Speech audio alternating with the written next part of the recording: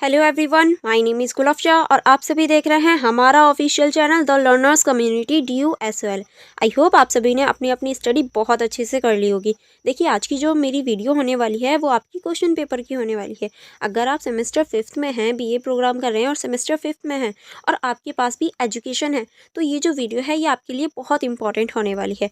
क्योंकि इस वीडियो में मैं आज आपके लिए making the work place inclusive, ये जो आपकी एजुकेशन है इसका क्वेश्चन पेपर लेकर आई हूँ, जो कि बहुत ज़्यादा इंपॉर्टेंट है आपके एग्ज़ाम्स के लिए। जैसे कि आप सभी को पता है आपके एग्ज़ाम आने वाले हैं, आपके एग्ज़ाम स्टार्ट हैं, तो अब आपको क्वेश्चन पेपर देख लेने चाहिए कि किस तरह से क्वेश्चन पूछे जाते हैं सोल में, जो कि आपके लिए बहुत ज़्यादा इंपॉर्टेंट है और बहुत ज़्यादा बेनिफिट वाले हैं, जिससे आपको पता चल जाएगा कि किस टाइप से क्वेश्चन पूछे जाते हैं और किस टाइप से आपको उनको अटेम्प्ट करना है। ओके, और मैं सभी क्वेश्चंस के आपको डिटेल में बताऊंगी कि किस में क्या लिखना है। देखिए, ये जो पूरा ही क्वेश्चन पेपर है ये आपका 75 मार्क्स का है। और देखिए, यहाँ थोड़े से निर्देश दे रखे होते हैं जो कुछ बच्चे नहीं पढ़ते हैं, जो कि उनकी सिली मिस्टेक होती है। बट आप ये सिली मिस्टेक कभी मत करना। हमेशा इन्हें जो निर्देश होते हैं छात्रों के लिए ही होते हैं, स्टूडेंट्स के लिए होते हैं। इसका मतलब स्टूडेंट को पढ़ने भी चाहिए, जिससे आपको पता चल जाता है कि आपको कितने प्रश्न करने हैं। यानी देखिए, यहाँ पर 9 प्रश्न दे रखे हैं, 9 प्रश्न हैं टोटल, लेकिन आपको किन्हीं 5 के उत्तर देने, सारे अटेम्प्ट नहीं करने, सिर्फ आपको 5 अटेम्प्ट करने। ओके, और जो सभी प्रश्न होंगे, सभी के जो अंक होंगे यानी जो मार्क्स होंगे वो इक्वल होंगे। और इस क्वेश्चन पेपर को सॉल्व या तो आप इंग्लिश में कर लीजिए या हिंदी में कर लीजिए, बात एक ही है। जिसमें चाहें आप उसमें कर सकते हैं जिसमें आप सुटेबल हों। ओके, चलिए फिर हम बिना देरी करे आज के इस क्वेश्चन पेपर की स्टार्टिंग करते हैं।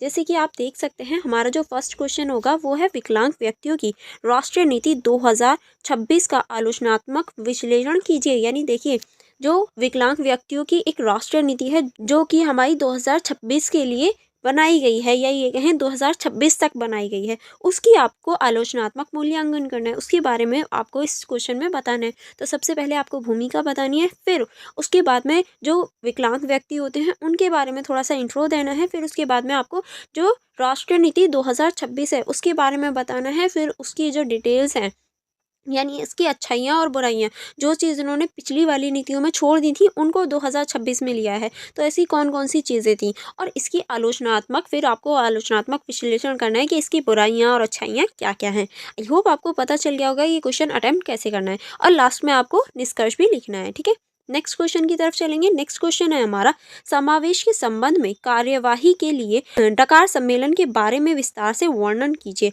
यानी देखिए, जो समावेशन होता है उससे संबंधित जो डकार सम्मेलन आपका आया है, यहाँ देख लीजिए, यहाँ पर हिंदी में मिसप्रिंट है, लेकिन यहाँ आप देख सकते हैं डकार फ्रेमवर्क जो है उसके बारे में आपको इस क्वेश्चन में बताना है, जो कि आपकी बुक में है। अगर आपने वो नहीं देखा है तो आप देख लीजिएगा, क्योंकि मैंने भी ये चीज़ पढ़ाई है आप लोगों को। ओके, तो इस क्वेश्चन में आपको डकार सम्मेलन से रिलेटेड पहले बताना है। पहले आपको बताना है समावेशन क्या होता है, समावेशन को थोड़ा सा डिफाइन करना है, फिर आपको जो डकार सम्मेलन है उसके बारे में इस क्वेश्चन में बताना है। ओके, चलिए आगे बढ़ेंगे। आगे हम हमारा होगा थर्ड क्वेश्चन। थर्ड क्वेश्चन है हमारा, भारतीय संदर्भ को ध्यान में रखते हुए स्कूल के संबंध में विविधता का अक्षमता के बारे में विस्तार से चर्चा कीजिए। यानी भारतीय स्कूलों को ध्यान में रखते हुए जो हमारे स्कूली संबंधों में विविधता और अक्षमता देखी जा सकती है उसके बारे में आपको बताना है। क्योंकि देखिए, भारतीय स्कूलों में जो विविध व्यक्ति होते हैं या अक्षम व्यक्ति होते हैं, जो एबल नहीं होते या ये कहें डिसेबल होते हैं, उनको एडमिशन मिलना या फिर उनको नॉर्मल ट्रीट करना थोड़ा सा मुश्किल हो जाता है। अगर आपने भी देखा होगा, आपके स्कूल में अगर कोई अबनॉर्मल बच्चा आ जाए तो सब लोग उसको बहुत अजीब तरीके से देखते हैं। वही चीज़ आपको भारतीय स्कूलों को ध्यान में रखकर इस क्वेश्चन में बतानी है। ठीक है, चलिए नेक्स्ट चलेंगे। नेक्स्ट है हमारा क्वेश्चन नंबर 4। क्वेश्चन नंबर 4 को देख लेते हैं। क्वेश्चन नंबर 4 है आपका, मापदंडों के अनुसार भारत में काम करने वाले स्कूल चाहे सरकारी हो या निजी समावेशी होनी चाहिए। विस्तार से चर्चा करें कि वह कैसे समावेशी हैं और वह कैसे समावेशी बन सकते हैं। यानी देखिए, भारत में जो काम कर रहे हैं वो सभी स्कूल, चाहे वो निजी हो या चाहे वो सरकारी हो, वो सारे ही समावेशी होनी चाहिए। किस तरह से समावेशी होना चाहिए? क्योंकि देखिए, चाहे स्कूल प्राइवेट हो या गवर्नमेंट हो, उनमें सभी बच्चों को एक साथ पढ़ना और एक साथ एजुकेशन लेने का अधिकार है। तो इसीलिए सभी स्कूलों को समावेशी होना चाहिए। नहीं है तो भी उन्हें होना चाहिए, क्योंकि सभी बच्चों का मौलिक अधिकार है उनकी शिक्षा ग्रहण करना, अपनी शिक्षा ग्रहण करना। तो इसीलिए सभी स्कूलों को समावेशी होना चाहिए। आई होप आपको ये क्वेश्चन भी समझ में आ गया होगा। अब हम चलेंगे क्वेश्चन नंबर 5 की तरफ। क्वेश्चन नंबर 5 है हमारा, विकलांगता और यथार्थता दुर्बलता के बीच अंतर करें, निम्नलिखित पर विस्तार से चर्चा करें। यानी आपको पहले विकलांगता और यथार्थता यानी दुर्बलता के बीच अंतर बताना है। देखिए जो विकलांगता होती है वो हमारी जन्म से होती है या फिर जन्म से भी नहीं होती तो कभी कभी क्रिएट हो जाती है, जैसे कि एक्सीडेंट के बाद या फिर भ्रूण अवस्था में हो जाती है। ऐसी बहुत सारी सिचुएशन होती हैं जहाँ विकलांगता हो जाती है। लेकिन जो दुर्बलता होती है वो किसी काम को ना करने की भी दुर्बलता होती है, जो कुछ टाइम के लिए होती है, पूरे लंबे टाइम तक नहीं होती, ये चली जाती है कुछ टाइम में।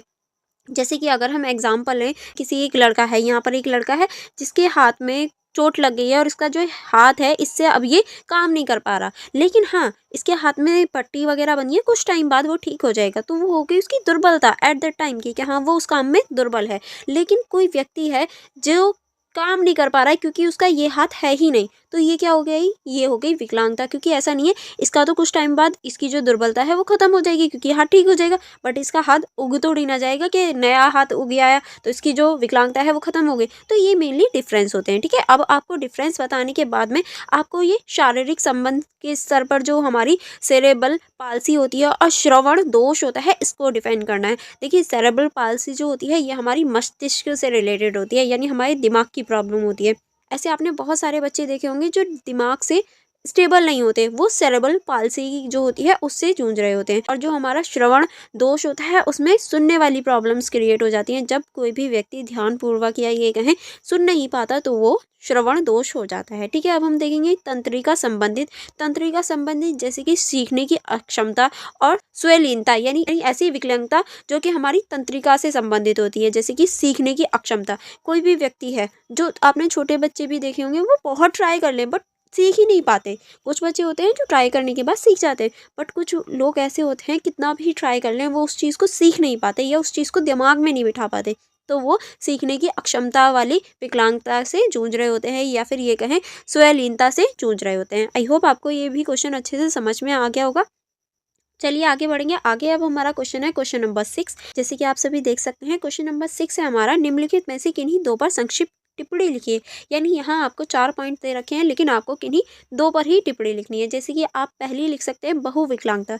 बहुविकलांगता का अर्थ होता है जब एक विकलांगता न होकर एक ही व्यक्ति में कई विकलांगता हो, तो वो बहुविकलांगता से संघर्ष कर रहा होता है। जैसे कि कोई व्यक्ति है जो बोल नहीं सकता और सुन भी नहीं सकता, तो वो एक से ज़्यादा या फिर ये कहें देख भी नहीं सकता, या उसके कोई जो हाथ पैर है वो भी काम करने लायक नहीं है, तो वो एक नहीं कई विकलांगताओं से जूझ रहा है एक ही टाइम में, तो वो बहुविकलांगता कहलाती है, ठीक है। नेक्स्ट अब हम देखेंगे विशिक्षिता, ठीक है। नेक्स्ट है हमारा डिसलेक्सिया भी एक विकलांगता है, ठीक। नेक्स्ट है हमारा स्कूल में बहिष्करण, यानी जो विकलांग व्यक्ति होते हैं उनका किस तरह से स्कूल में बहिष्करण होता है ये आपको बताना है।